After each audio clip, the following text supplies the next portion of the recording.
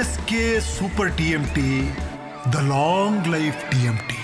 ಹಾಸನ ಜಿಲ್ಲೆಯಲ್ಲಿ ಯುವತಿ ವಿಚಾರಕ್ಕೆ ಯುವಕರಿಬ್ಬರು ಗಲಾಟೆ ಮಾಡಿಕೊಂಡು ಚಾಕುವಿನಿಂದ ಇರಿದಿರುವ ಘಟನೆ ನಡೆದಿದೆ.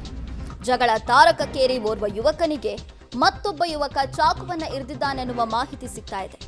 ಅಷ್ಟಕ್ಕೂ ಈ ಘಟನೆ ನಡೆದಿರೋದು ಹಾಸನ ಜಿಲ್ಲೆ ಬೇಲೂರು ಪಟ್ಟಣದಲ್ಲಿ. 21 ವರ್ಷದ ಶರತ್, 22 ವರ್ಷದ ಪ್ರಜ್ವಲ್ 21 ವರ್ಷದ ಶರತ್ಗೆ ಚಾಕುವಿನಿಂದ ಇರಿದಿದ್ದಾನೆ ಅನ್ನೋದು ಗೊತ್ತಾಗ್ತಾ ಇದೆ. ಒಂದೇ ಯುವತಿಯನ್ನ ಇಬ್ರು ಕೂಡ ಪ್ರೀತಿ ಮಾಡ್ತಾ ಇದ್ರಂತೆ. ಆರೋಪಿ ಪ್ರಜ್ವಲ್ನನ್ನ ಸದ್ಯ ಪೊಲೀಸರು ವಶಕ್ಕೆ ಪಡೆದಿದ್ದಾರೆ, ವಿಚಾರಣೆಯನ್ನ ಮಾಡ್ತಾ ಇದ್ದಾರೆ. ಈ 21 ವರ್ಷದ ಶರತ್ ಇದ್ದಾನಲ್ವಾ, ಚಾಕು ಇರಿತಕ್ಕೆ ಒಳಗಾದವನು, ಈತ ಹೋಟೆಲ್ ಕೆಲಸ ಮಾಡ್ಕೊಂಡಿದ್ದ. ಇನ್ನು 22 ವರ್ಷದ ಪ್ರಜ್ವಲ್, ಇವರಿಬ್ರು ಕೂಡ ಒಂದೇ ಯುವತಿಯನ್ನ ಪ್ರೀತಿ ಮಾಡ್ತಾ ಇದ್ರು.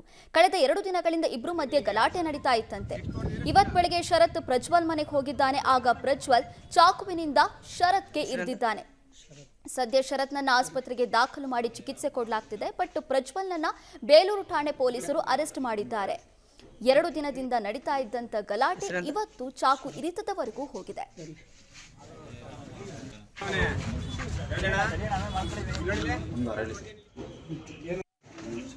ಹೆಸರಂತ ಶರತ್